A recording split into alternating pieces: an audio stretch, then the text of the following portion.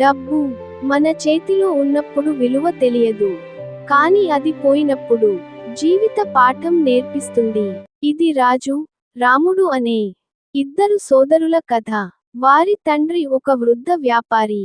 ఆస్తిని ఎవరికి అప్పగించాలన్న ఆలోచనతో ఇద్దరికీ సమానంగా డబ్బు ఇచ్చి ఎలా ఉపయోగిస్తారో చూద్దాం అని పరీక్ష పెట్టాడు. రాముడు డబ్బును ఆనందాల కోసం ఖర్చు చేశాడు. విలాసాలు, విందులు, జూదం. డబ్బు అయిపోయింది. స్నేహితులు మాయమయ్యారు. చివరికి అతను ఖాళీ చేతులతో మిగిలాడు.